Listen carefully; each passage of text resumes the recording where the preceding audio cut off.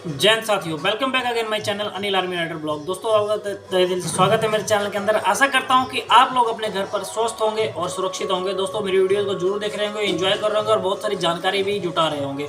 I hope मेरे videos के कारण आप अवेयर भी हो रहे होंगे हर जगह पर, और कहीं ना कहीं आप किसी स्कैम से बच रहे होंगे। दोस्तों, यहाँ पर तो ज़्यादा देर ना करते हैं, वीडियो को स्टार्ट करते हैं जल्दी से। दोस्तों, तो आज की जो वीडियो है वो रहने वाली है जो है इंडियन एयरफोर्स के ऊपर, जो अग्निवीर की वैकेंसी निकल के आई है। दोस्तों, तो बेस्ट अपॉर्चुनिटी है जो भी भाई एयरफोर्स के अंदर जाना चाहते हैं एज ए सोल्जर, जिनको एयरफोर्स में जो अपना कैरियर बनाना चाहते हैं तो उनके लिए बेस्ट अपॉर्चुनिटी है। तो ज़्यादा देर न करते हैं, हम वीडियो को स्टार्ट करते हैं। उससे पहले जितने भाई बहन मुझसे जुड़े हैं उनको मेरा जय हिंद और राम राम। ज़्यादा देर न करते, चलो वीडियो स्टार्ट करते हैं। तो भारतीय वायुसेना यानी कि इंडियन एयरफोर्स, जैसे कि आप नाम से ही सब कुछ आप लोगों को क्लियर हो रहा है यहाँ पर, ठीक है ना। तो हम बात करेंगे भारतीय वायुसेना की, जो कि जिसका जो ऑर्गेनाइजेशन जो रजिस्ट्रेशन जो स्टार्टिंग हो रहा है जो 17 जनवरी से लेकर और 6 फरवरी 2024 तक है। तो 6 फरवरी 2024 इसकी लास्ट डेट है और ऑनलाइन एग्जाम डेट इसकी 17 मार्च 2024 ऑनवर्ड है। तो आई होप आप लोग इन चीज़ों को समझ रहे होंगे। और आगे हम बात करते हैं अभी इसका सिलेक्शन प्रोसीजर कैसे रहने वाला था। सिलेक्शन प्रोसीजर टेस्ट जो है, selection test is not for selection as commissioned officer oblique pilots oblique navigator oblique airman, ठीक है। इनके लिए कोई भी सिलेक्शन टेस्ट जो है वो नहीं हो, यहाँ पर नहीं होगा, ठीक है। जो भी आपको एप्लीकेशन अप्लाई करना है वो कहाँ पर करना है, आपको ऑनलाइन जाना है इसकी वेबसाइट के ऊपर, जो है अग्निपथ वायु.cdac.in के ऊपर जाना है। वहाँ पर आपने यहाँ पर जाकर अप्लाई करना है। लेकिन आपको उससे अप्लाई करने से पहले कुछ चीज़ों का ध्यान रखना बहुत ज़्यादा ज़रूरी है। आपको कुछ डॉक्यूमेंट अपने पास, आपका ID प्रूफ और आपका साइन और आपका फोटो आपके पास होना चाहिए। आपको रेडी करके रखना है स्कैनिंग के लिए। सबसे पहले जब भी आप अप्लाई करते हैं तो हर एक चीज़ को अपने ध्यान से पढ़ना है, ध्यान से पढ़ने के बाद ही उस चीज़ को अपने अप्लाई करना है, ठीक है दोस्तों। तो आई होप आप इन चीज़ों को समझ रहे होंगे और ये चीज़ों में आपने थोड़ी सी भी गलती नहीं करनी है यहाँ पर, क्योंकि अगर आप थोड़ी सी भी गलती यहाँ पर करोगे तो आई होप आपका जो फॉर्म है वो यहाँ पर क्या रिजेक्ट होने के चांसेस हो सकते हैं, ठीक है।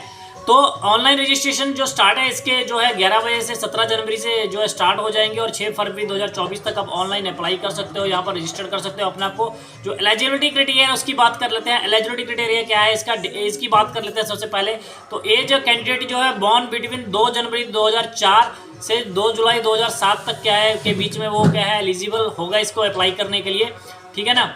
In case candidate clear all stages of the selection procedure, then the upper age limit on the date of enrollment should be 21 years, ठीक है दोस्तों।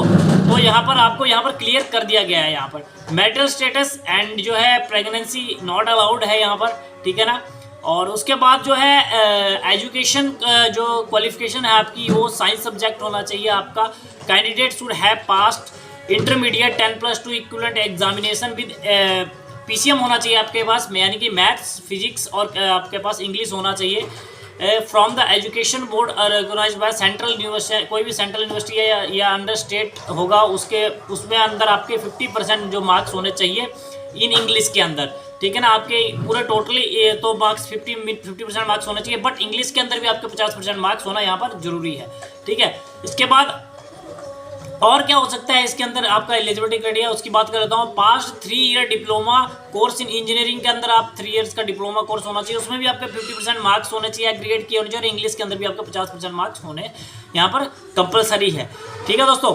अदर देन साइंस सब्जेक्ट के अलावा क्या है जो है उनके लिए क्या है, पास्ट इंटरमीडिएट होने चाहिए 10+2 equivalent in any stream oblique subject from education board recognized by the central state या UT, एंड 50% जो है उनके मार्क्स एग्रीगेट होने चाहिए और 50% ही मार्क्स उनके इंग्लिश के अंदर भी होने यहाँ पर चाहिए दोस्तों, ठीक है। ये था कुछ एलिजिबिलिटी क्राइटेरिया जो मैंने आपको बताया यहाँ पर, ठीक है। इसके बाद हम बात कर लेते हैं यहाँ पर मैंडेटरी मेडिकल स्टैंडर्ड की बात कर लेते हैं अभी, जो कि जनरल मेडिकल स्टैंडर्ड फॉर जो है जो अग्निवीर वायु मेल एंड फीमेल कैंडिडेट क्या होना चाहिए उनके लिए। हाइट की बात करते हैं यहाँ पर, तो फॉर फीमेल्स कैंडिडेट्स के लिए जो हाइट है मिनिमम एक्सेप्टेबल है जो वो है 152.5 सेंटीमीटर, और फीमेल कैंडिडेट के लिए जो हाइट एक्सेप्टेबल है वो है 152 सेंटीमीटर, ठीक है ना। और जो नॉर्थ हिल और नॉर्थ ईस्ट या हिली रीजन उत्तराखंड या फिर लोअर जो मिनिमम हाइट उनकी कितनी चाहिए, उनकी 147 सेंटीमीटर विल भी एक्सेप्टेड होगी उनकी, जो कि इस यहाँ से बिलोंग करते हैं।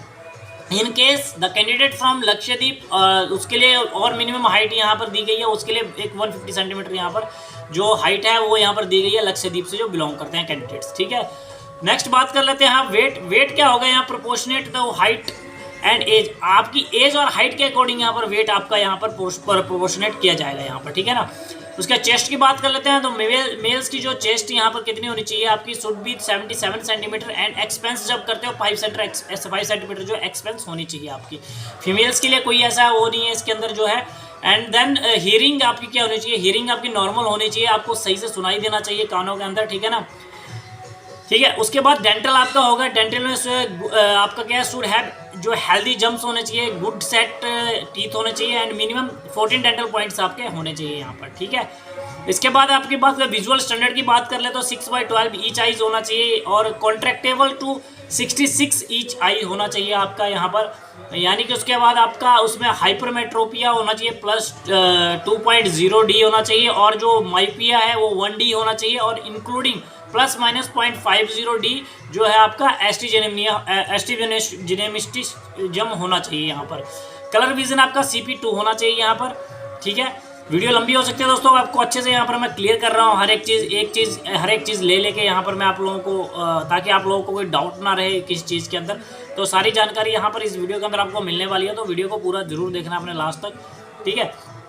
अभी आपके बात कर लेते हैं यहाँ पर आपको क्या है, यहाँ पर जो है फेज़ 2 के अंदर आपको क्या क्या जो चीज़ें हैं वो यहाँ पर जो colour print out of phase 2 admit card आपको होना चाहिए। उसके बाद आपका कलर प्रिंट जो है duly field form application form downloaded करना है आपको, ऑनलाइन रजिस्ट्रेशन जो कर रखा है। उसके बाद आपका HB pencil, eraser, sharpener, glue stick, stapler and जो है ब्लू और ब्लैक पॉइंट होना चाहिए आपका राइटिंग मटेरियल लिखने के लिए। उसके बाद आपकी जो है 8 copies of unattested passport size photo, coloured photo होना चाहिए आपका, which was used for the online application, जो आपने ऑनलाइन के टाइम आपने वहाँ पर जो है उसको अपलोड किया है। ओरिजिनल एंड 4 सेल्फ अटेस्टेड जो है फोटो कॉपीज आपकी चाहिए मैट्रिकुलेशन पासिंग सर्टिफिकेट की। उसके बाद रिक्वायर्ड फॉर वेरिफिकेशन के लिए ये चाहिए होगा जिसमें आपका कैंडिडेट का नेम, उसके फादर का नेम और उसकी डेट ऑफ बर्थ उस पर होनी होगी दोस्तों यहाँ पर। Original and self attested photo copies होगी मैट्रिकुलेशन सीट की, वो भी यहाँ पर चाहिए क्योंकि ओरिजिनल वहाँ पर आपका चेकिंग होगा जब आप फेज़ 2 में पहुँच जाओगे यहाँ पर। उसके बाद ओरिजिनल सेल्फ को अटेस्टेड कॉपी +2 की भी आपको यहाँ पर चाहिए, तो वो भी आपने साथ में लेकर जानी है। उसके बाद आपका क्या है जो है, अगर आप किसी के अगर बच्चे हैं अगर एयरफोर्स से, तो उसका जो रिलेशन सर्टिफिकेट है वहाँ पर वो भी यहाँ पर CASB web portal and broad the उसके वो भी आपने ले जाना है यहाँ पर। उसके बाद आपने ओरिजिनल फेज़ 1 एडमिट कार्ड को भी आपने ले जाना, जो आप टेस्ट के टाइम लेके गए थे, वो सिग्नेचर होगा उसमें इन्वेस्टिगेटर के, वो भी लेके जाना है। उसके बाद original 4 self attested copies NCC अगर कर रखा है, NCC ABC तो सर्टिफिकेट है वो भी आपने यहाँ पर लेके जाना है, ठीक है दोस्तों। इसके बाद आपके बाद जो एडिशनल स्किल क्वालिफिकेशन की बात करते हैं, अगर आपके पास एडिशनल स्किल क्वालिफिकेशन है कैंडिडेट अगर किसी के पास है, जैसे कि मेंटेनेंस, हॉस्पिटलिटी, लॉजिस्टिक्स, अकाउंटिंग या कैटरिंग, वेल्डिंग, टाइपिंग स्किल है आपके पास, तो वो भी आपने लेके जाना है यहाँ पर। तो दोस्तों अब बात कर लेते हैं कि आप अप्लाई कैसे करोगे। तो आपको ऑनलाइन कैंडिडेट जितने भी इसको अप्लाई करना है जिन्होंने, तो ऑनलाइन आपको मैंने आपको बता दिया कि आपको agnipithvayu.cdac.in के ऊपर जाना है। उसके बाद आपने ड्यूरिंग रजिस्ट्रेशन कौन कौन से डॉक्यूमेंट आपके पास होने चाहिए उस टाइम, 10th की आपकी मार्कशीट होनी चाहिए, पासिंग सर्टिफिकेट होना चाहिए, इंटरमीडिएट का पासिंग सर्टिफिकेट होना चाहिए। उसके बाद आपका जो है हायर एजुकेशन जो है आपका स्किल सर्टिफिकेट्स वो होने चाहिए, या फिर आपका 3 ईयर्स इंजीनियरिंग डिप्लोमा है तो फाइनल का तो वो होना चाहिए, ठीक है दोस्तों। उसके बाद आपका पासपोर्ट साइज फ़ोटोज़ आपके पास होना चाहिए और उसके बाद आपके पास जो है जो आप लेफ्ट हैंड का जो थंब इम्प्रेशन इमेज है वो आपकी होनी चाहिए। उसके बाद आपका सिग्नेचर किए हुए इमेज होनी चाहिए, ठीक है, एक पेपर के ऊपर। उसके बाद आपके पास जो कैंडिडेट्स के जो मदर फादर हैं जो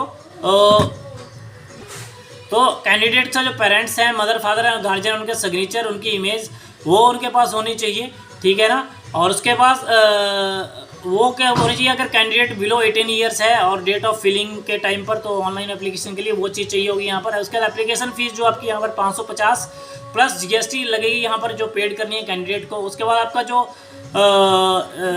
रिफंड ऑफ मल्टीपल पेमेंट्स है, ई पेमेंट्स रिसीव नहीं होती है, तो आपको यहाँ पर जो है जो आप सिंगल एप्लीकेशन को क्या कर सकते हैं, यहाँ पर रिफ़ंड बैक के लिए ओरिएंटिंग की जो आपका अकाउंट है उसको जो है यहाँ पर उसमें आपका जो है रिफंड वहाँ पर आ सकता है वहाँ पर, ठीक है ना। कैंडिडेट मस्ट हैव जो है उसका वैलिड जो है ईमेल आईडी और मोबाइल नंबर वहाँ पर सक्सेसफुली जो ऑनलाइन रजिस्टर्ड होना चाहिए। आधार नंबर आपका वहाँ पर ऑनलाइन जो है एंटर होगा, ठीक है। उसके बाद आपके पास जो एग्जामिनेशन सेंटर है जो आपका कैंडिडेट्स आज to reach examination centre with colour print out के साथ। जो एडमिट कार्ड आपको ले जाना है वो कलर प्रिंट आउट होना चाहिए आपका जब आप वहाँ पर एग्जामिनेशन सेंटर में जाओगे उसको लेकर, ठीक है ना। और प्रॉपर उसी जिस वे में वो एडमिट कार्ड होगा उसी वे में आपको निकालना है उसको, ठीक है ना। उसको ऐसा नहीं है कि अपने अलग अलग पेज पे निकाल देना है, ठीक है। जैसे उस पर मैंडेटरी होगा वैसे ही आपको उसको लेकर निकालना है, ठीक है। उसके बाद दोस्तों आप कोई भी इसमें request for change of examination centre और dates of selection test shall not be entered. आप इसमें कुछ भी चेंजमेंट नहीं कर सकते हो, ठीक है ना, कि आपको सेंटर आप चेंज कर दोगे अपना, नहीं होगा दोस्तों ऐसा, ठीक है ना। तो सारी चीज़ें हैं जो आप लोगों को पता होनी चाहिए। तो ये सारी चीज़ें थी जो मैंने आपको बता दी और आई होप आप जल्दी से इसको अप्लाई कर दोगे। जितने भी इच्छुक हैं यहाँ पर एयरफोर्स के अंदर जाने के लिए, जितने भी कैंडिडेट हैं जो भी मेहनत कर रहे हैं अपने एयरफोर्स में, अपने अगर जिसका किसी का ड्रीम है एयरफोर्स में जाने का, तो आई होप आप लोग जरूर अपनी तैयारी अच्छे से कर रहे होंगे और अच्छे से अप्लाई करोगे। इसलिए आपने कोई भी गलती नहीं करनी है, क्योंकि गलती आपने कर दी तो यहाँ पर आपका फॉर्म रिजेक्ट हो जाएगा और आपकी पूरी सालों की मेहनत जो है, साल की मेहनत वो बर्बाद हो जाएगी यहाँ पर। तो आपने कोई भी गलती नहीं करनी है इसके अंदर, ठीक है दोस्तों। आपने फॉर्म को अच्छे से फिल करना है। अगर कोई चीज़ नहीं पता है तो आप उसको कमेंट करके मुझसे पूछ सकते हो, ठीक है ना। तो मैं यहाँ पर जरूर आपकी हेल्प कर दूँगा, ठीक है। और इसी तरह आप मेहनत करते रहिए दोस्तों और अच्छे से मेहनत करके आगे बढ़िए और अपने माँ बाप का जो है, अपने माता पिता जी का जो सपना है वो उसको ज़रूर आप यहाँ पर पूरा कीजिए, ताकि उनका जो ड्रीम है और जो आपका ड्रीम है वो पूरा हो सके। तो इसी के साथ मेरी बेस्ट विशेज है आप लोगों को एग्ज़ाम के लिए। आप इसको भरें और अपना एग्ज़ाम सही से आप यहाँ पर अचीव करें अपने ड्रीम्स को। तो मिलते हैं इस तरह नेक्स्ट इन्फॉर्मेटिव वीडियो के साथ दोस्तों। वीडियो अगर अच्छी लगी हो तो प्लीज़ लाइक और शेयर जरूर कर दें और चैनल पर नए हो तो चैनल को सब्सक्राइब करना ना भूलें। इसी तरह के लेटेस्ट इन्फॉर्मेशन पाने के लिए मेरे चैनल के बेल नोटिफिकेशन आइकन को दबाना ना भूलें, ताकि हर वीडियो नोटिफिकेशन आपको टाइम से मिल सके। मिलते हैं नेक्स्ट वीडियो में, तब तक के लिए जय हिंद, जय भारत।